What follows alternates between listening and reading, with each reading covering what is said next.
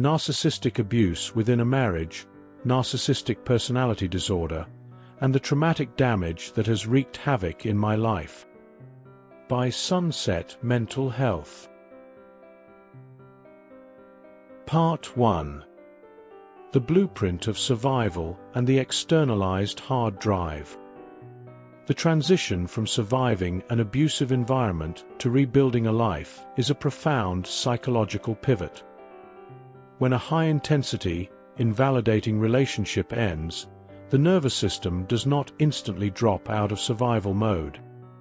Instead, the trauma leaves behind a structural blueprint that dictates how I process safety, connection, identity, and my daily work.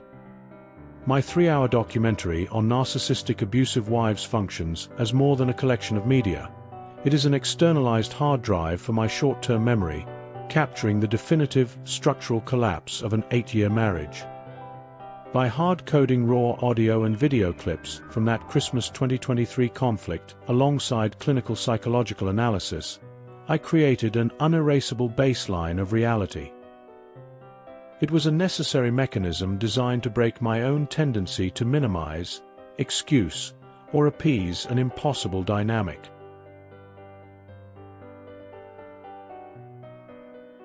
Part 2. The Trauma Architecture, Cluster B Pathology and Cortisol Hijacking. Living for nearly a decade in an environment where my sense of reality was consistently dismantled created a specific form of chronic trauma that heavily fractured my cognitive and emotional processing. Throughout the documentary, I analyzed this dynamic through a clinical lens, utilizing my background in sociology and mental health to categorize the cluster B personality pathology I endured, marked by an absolute absence of remorse, a profound lack of insight, and the tactical use of a hero or victim binary to dominate our shared reality. In the raw footage, a minor linguistic dispute over the definition of the word hurt rapidly escalated into an extreme narrative weapon, leaving me disoriented and perpetually on the defensive.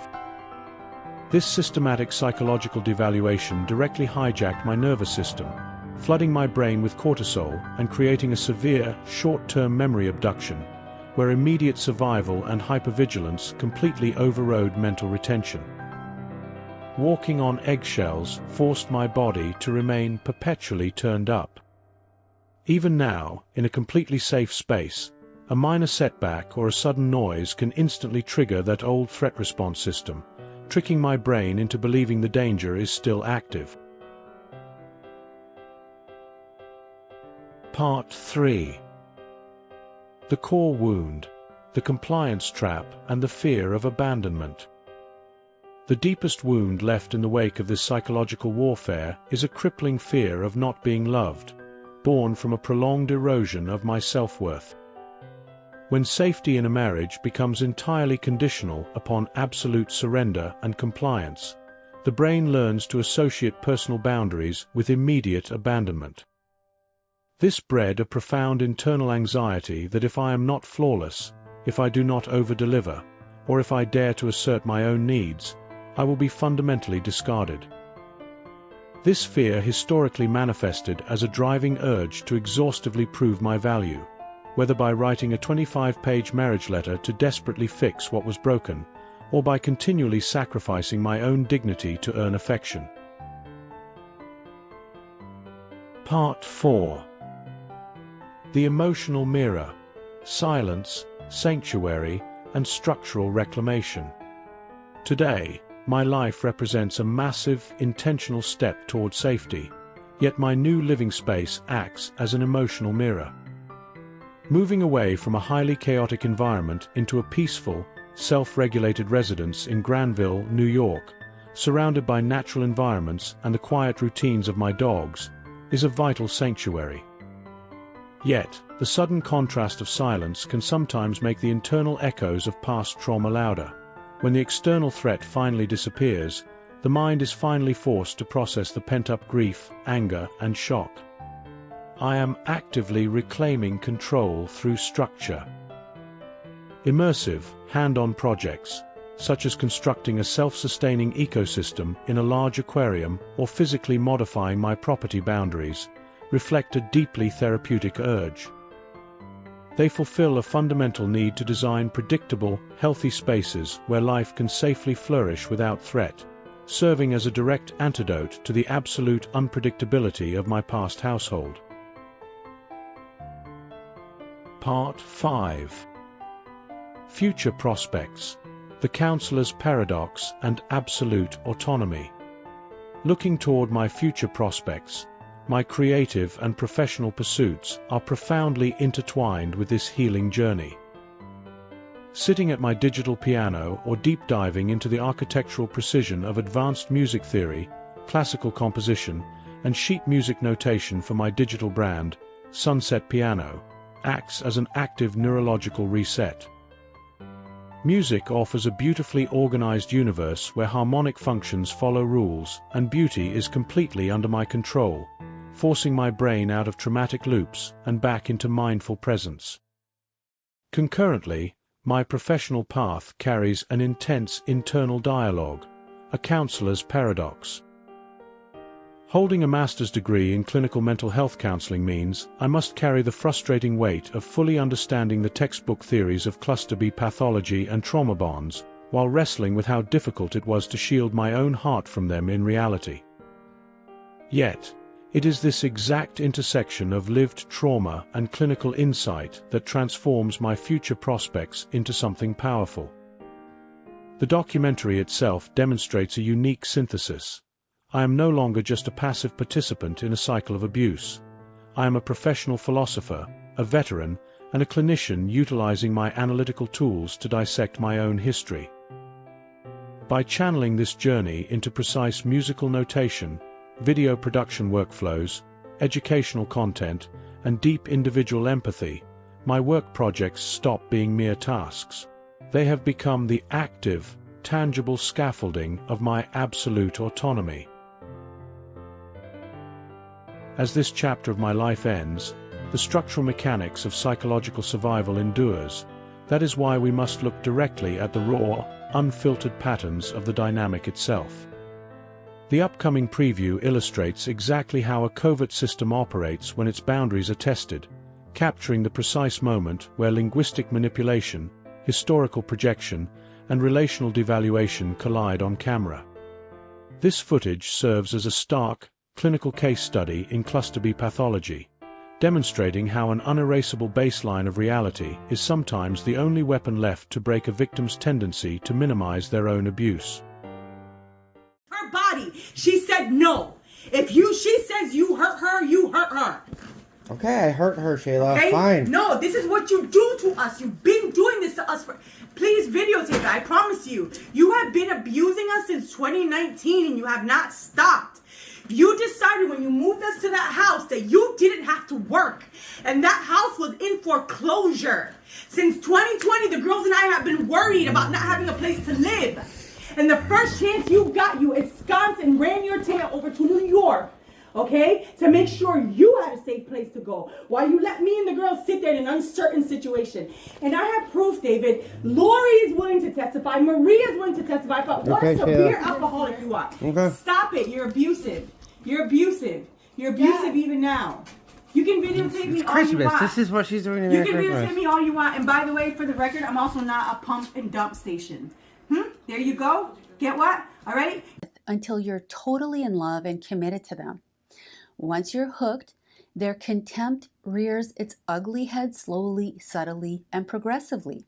Now, I'm not talking about a bad fight or having a bad day, a high stress moment. I'm talking about a continuous pattern of subtle critiques, smug remarks, sneering tones, eye rolls, sighs, complaints about how you look, how you do things, how you don't do things.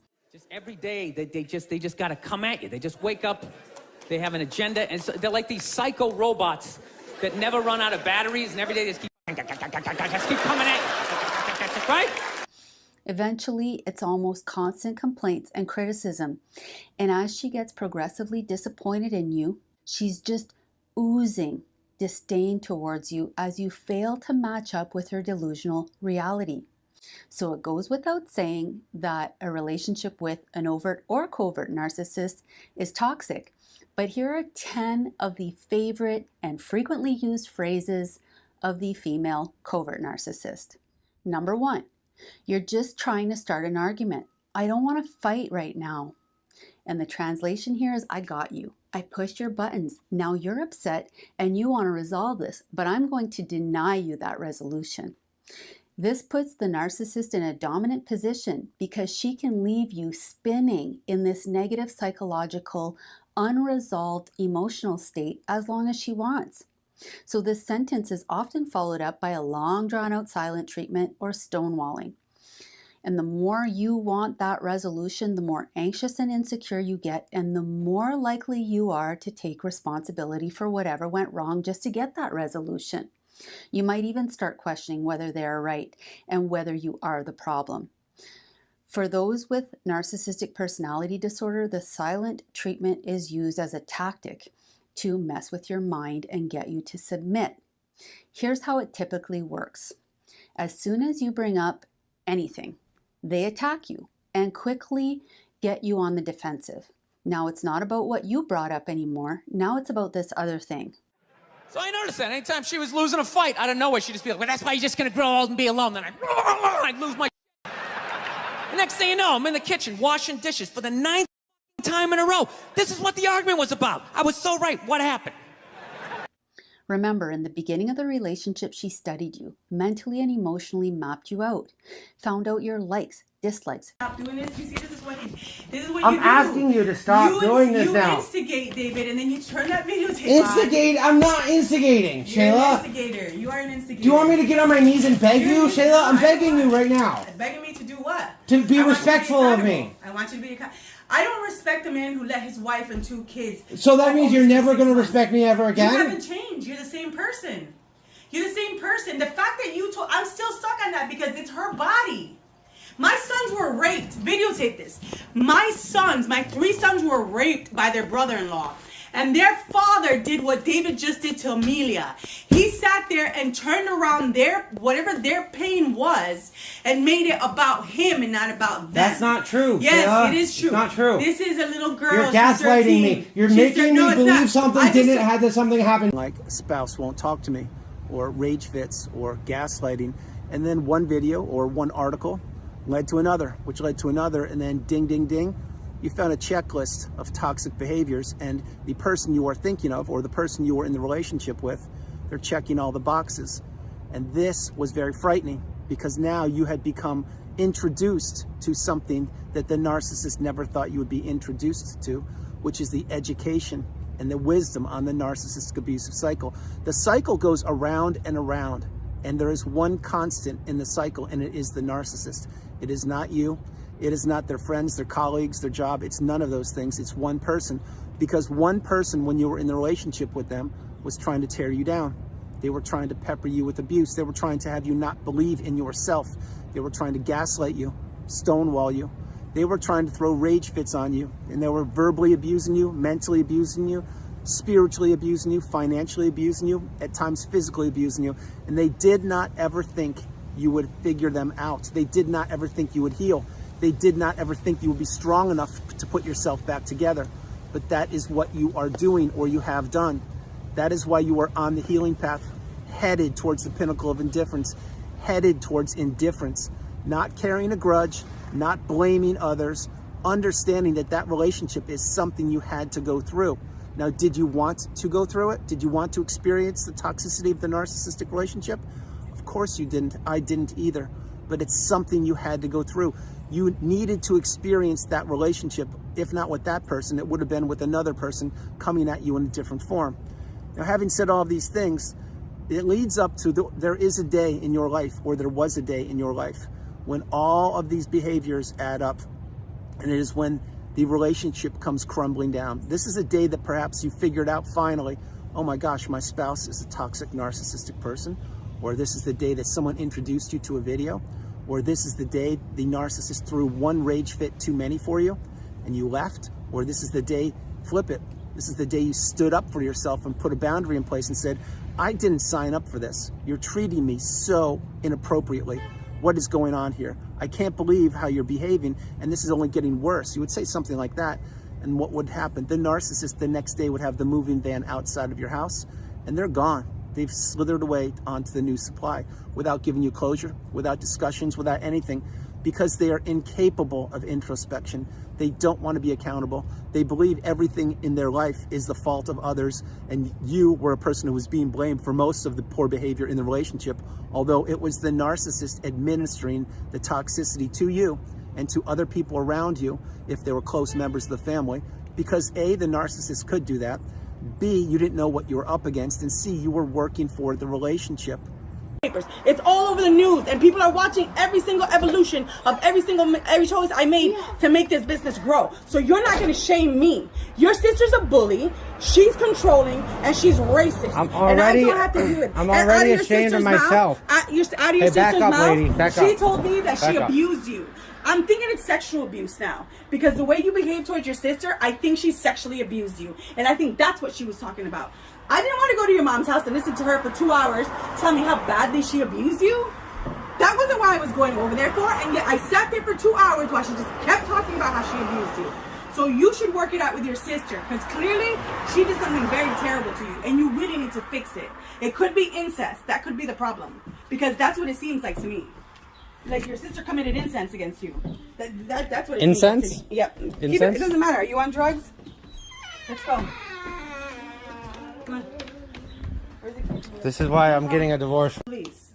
Go ahead. No. Ruin my fucking chances of getting my job. No, give me my phone back, Shayla. Get out of my face. She just took my phone and put it in her bra. Get out of my face. Give me my phone back. Get out of my face. Give it back to me, Shayla. Get out of my face. And if you Shayla, give me my fucking phone back. Get out of right my now. face. Give it back to me. Get out of my fucking face. Give it back to me. I'm gonna call the fucking cops. Get the fuck out of my face. Hey, get the fuck out of my face. Give it back to me right now. When you get the fuck out of my face. No, you'll hand it back to me right now. Shayla, give it back to me right now.